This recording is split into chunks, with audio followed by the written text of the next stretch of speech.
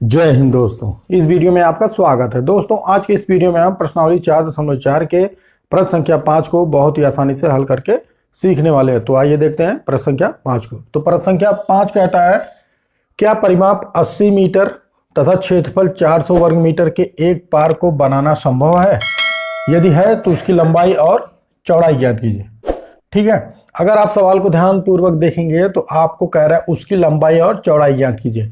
यानी कि पार्क जो बनाने की बात हो रही है वह पार्क कौन सा हो सकता है? आयताकार हो सकता है। ठीक है, क्या परिमाप 80 मीटर तथा क्षेत्रफल 400 वर्ग मीटर के एक पार्क को बनाना संभव है?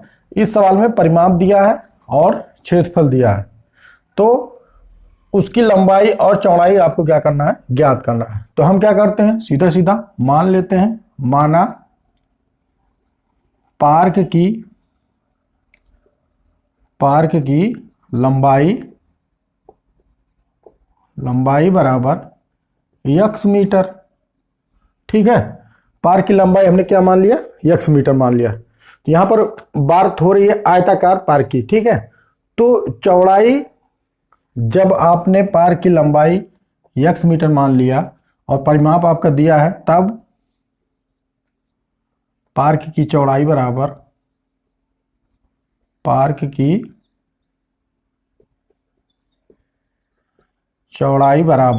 ठीक है, तो पार्क की चौड़ाई बराबर हम क्या करेंगे? परिमाप लिखेंगे।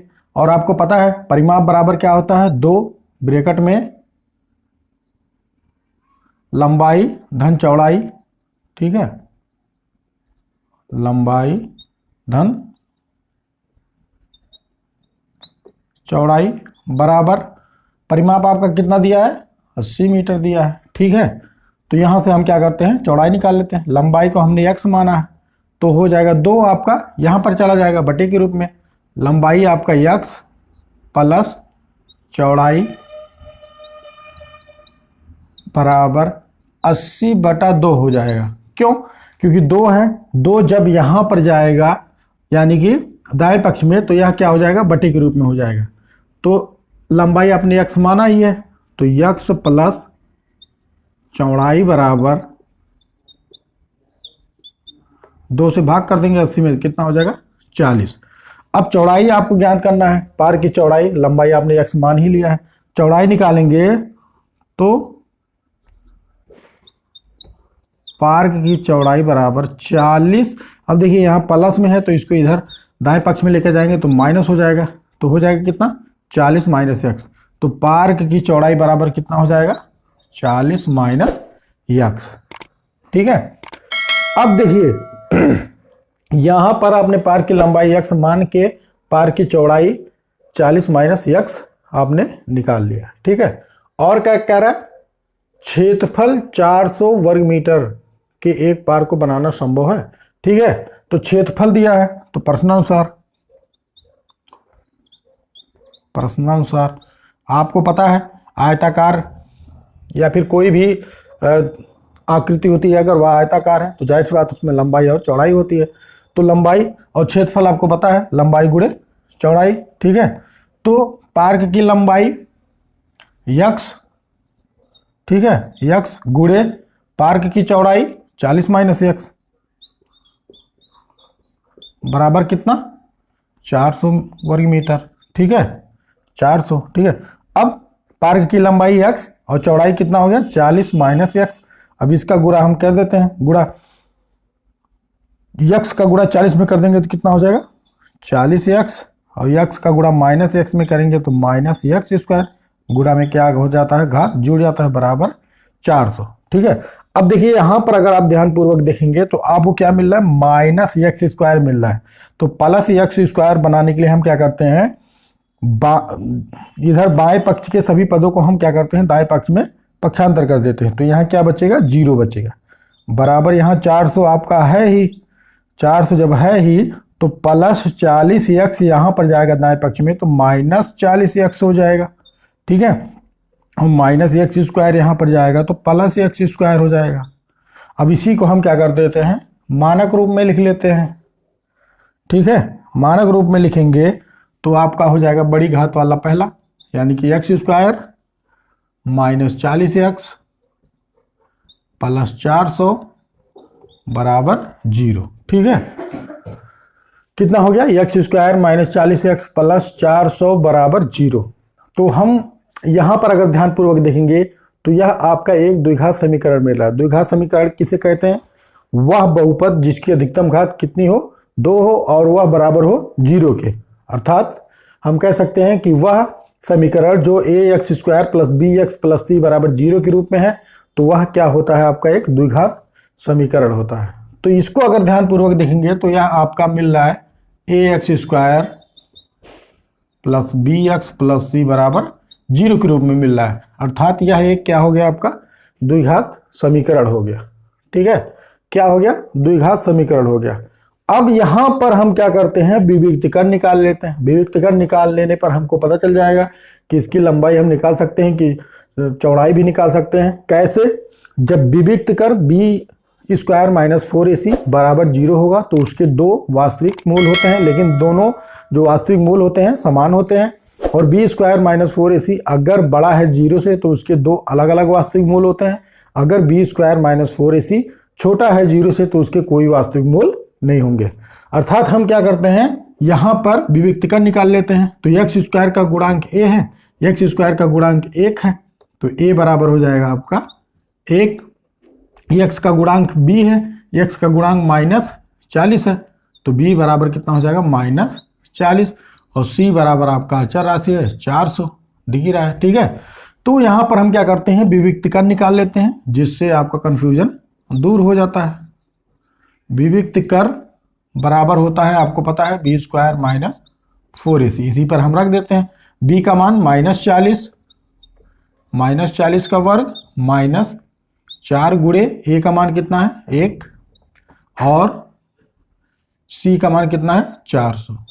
ठीक है, बराबर देखिए -40 का गुणा अगर हम -40 में करेंगे तो माइनस माइनस प्लस हो जाएगा, 4 चौके 1600। ठीक है, तो कितना हो जाएगा? प्लस 1600 माइनस, क्योंकि यहाँ माइनस है और यहाँ -4 का गुणा 1 में करेंगे तो -4 होगा, और -4 का गुणा 400 में करेंगे तो कितना हो जाएगा? 4 चौके 1600। ठीक है, अर्थात यहां पर अगर आप देखेंगे 1600 में से 1600 घटाएंगे तो कितना होगा? 0। विविक्त कर का जो मान है वह कितना आ गया? 0 के, और यह बराबर भी है 0 बराबर है 0 के। तो इसके दो समान वास्तविक मूल होंगे, समान वास्तविक मूल होंगे। अर्थात x का जो मान होगा वह क्या होगा? दोनों समान होगा। और आपको पता है किसी भी द्विघात समीकरण के अधिकतम मूलों की संख्या कितनी होती है? 2 होती है। तो इसमें यानी कि यह है आपका ax square plus bx plus c, अर्थात एक्स स्क्वायर -40x प्लस 400 बराबर 0 के जो मूल होंगे, 2 मूल होंगे, लेकिन दोनों मूल क्या होंगे? समान होंगे। ठीक है, तो इसको हम 2 तरीके से हल कर सकते हैं। एक तो आप चाहे तो गुणनखंड विधि द्वारा हल कीजिए, चाहे द्विघाती सूत्र विधि द्वारा हल कीजिए। ठीक है, तो हम क्या करते हैं? गुणनखंड विधि द्वारा हल कर लेते हैं। गुणनखंड विधि द्वारा हल करने पर लिख लीजिए एक लाइन, गुणनखंड विधि द्वारा हल करने पर। ठीक है, हल करने पर तो द्विघात समीकरण क्या है आपका?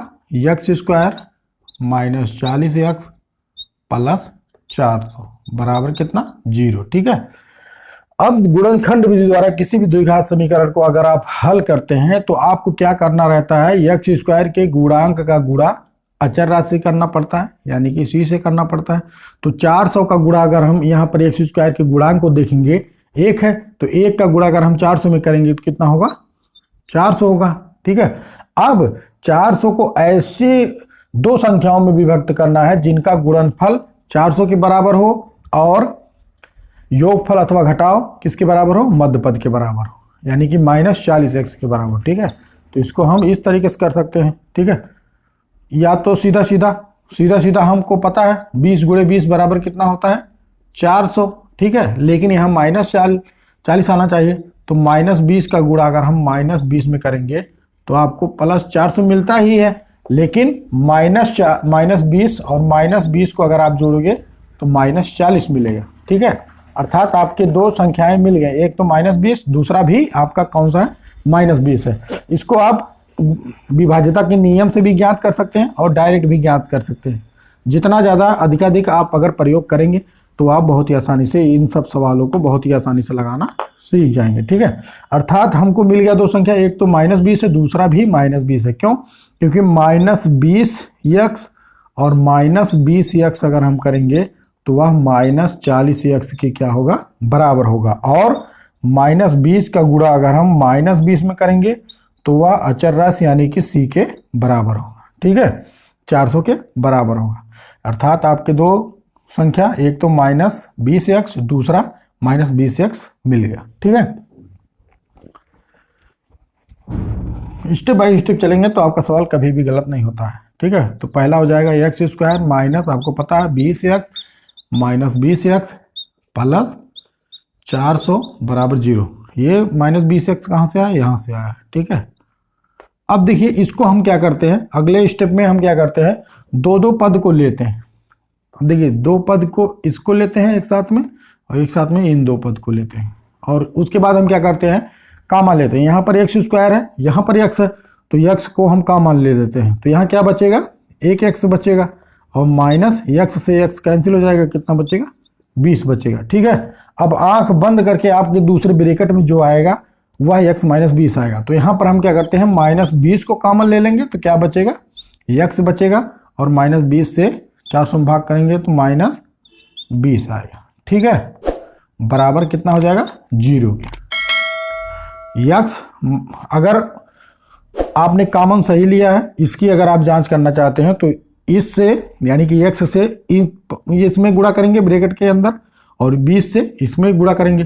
देखिए x का गुणा x में करेंगे तो x² मिलेगा, और x का गुणा -20 में करेंगे तो -20x मिलेगा, यानी कि आपने सही कॉमन लिया। अब यहाँ पर -20 का गुणा x में करेंगे तो -20x मिलेगा, और -20 का गुणा -20 में करेंगे तो आपको +400 मिलेगा, यानी कि आपने क्या किया है, सही कॉमन लिया है। अब हम क्या करते हैं, यहाँ पर एक ब्रैकेट में इसको ले लेते हैं और एक ब्रैकेट में यहाँ इसको ले लेते हैं। एक ब्रैकेट में x - 20 हो जाएगा, x - 20, और एक ब्रैकेट में x - 20 है ही, एक x - 20 है तो हो जाएगा x - 20, ठीक है, बराबर 0, ठीक है। अब इसको अगर हम खोलेंगे ब्रैकेट को तो x - 20 बराबर 0, तो x बराबर -20 से पक्षांतर कर देंगे तो कितना हो जाएगा +20, और x - 20 को अगर हम खोलेंगे बराबर 0 करेंगे तो x बराबर कितना हो जाएगा 20, क्योंकि यहाँ पर माइनस है तो दाएं पक्ष में जाएगा तो प्लस हो जाएगा। अब यहाँ पर अगर आप ध्यान से देखेंगे तो दोनों मूल समान आ रहे हैं, ठीक है, दो मूल आ रहे हैं तो दोनों मूल क्या है, समान है। x के कितने मूल हैं, 2 मूल है, तो दोनों मूल क्या है, समान है।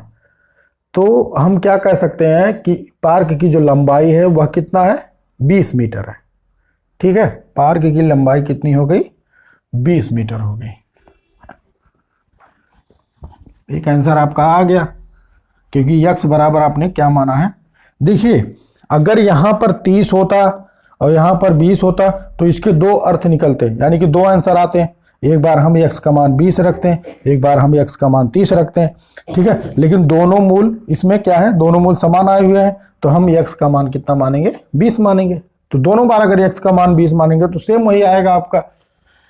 तो यहां पर हम कह सकते हैं पार्क की लंबाई बराबर, पार्क की लंबाई बराबर 20 मीटर, ठीक है। पार्क की लंबाई कितना हो गया, 20 मीटर हो गया। पार्क की चौड़ाई 40 में से हम क्या घटाएंगे, x घटाएंगे, यानी कि 40 - 20 करेंगे। पार्क की चौड़ाई बराबर 40 - 20, ठीक है, बराबर कितना हो जाएगा 20 मीटर। यानी कि अब देखिए दो भुजा आपका समान आ रहा है, तो दो भुजा अगर एक बार x मानेंगे तो 20 आ रहा है, और एक बार 20 मानेंगे तो भी 20 आएगा। अर्थात हम कह सकते हैं कि यह एक पार्क को बनाना संभव है, लेकिन जो पार्क होगा वह क्या होगा, वर्गाकार होगा। ठीक है, वर्गाकार पार्क बनाना संभव है, यही क्या हो गया आपका आंसर हो गया। यक्स पार्क की लंबाई कितनी हो जाएगी 20 मीटर और पार्क की चौड़ाई कितनी हो जाएगी 20 मीटर। तो जो पार्क होगा वह कौन से आकृति का होगा, वर्गाकार होगा। ठीक है, इसको आप ध्यान रखिए। तो इसमें हम क्या कर सकते हैं, पार्क को बनाना संभव है लेकिन जो पार्क होगा वह वर्गाकार होगा। और वर्ग क्या होता है उसके लिए भी आपको अलग से वीडियो बना के दिया गया है। अगर उन सब वीडियो को आप लोगों ने नहीं देखा तो उन सब वीडियो को आप लोग प्लेलिस्ट में जाइए, बहुत ही आसानी से देखिए और सीखिए। तो उम्मीद करते हैं यह सवाल लगाना आप बहुत ही आसानी से सीख गए होंगे अगर आपने वीडियो को शुरू से अंत तक देखा होगा तो। और आपको वीडियो भी काफ़ी ज़्यादा पसंद आई होगी। अगर वीडियो पसंद आई है तो वीडियो को लाइक कीजिए, शेयर कीजिए, कमेंट कीजिए। अगर आप हमारे चैनल पर नए हैं तो चैनल को सब्सक्राइब कीजिए। मिलता है अगली वीडियो में एक नई ऊर्जा के साथ। तब तक के लिए हंसते रहिए, मुस्कुराते रहिए और मेहनत से पढ़ते रहिए।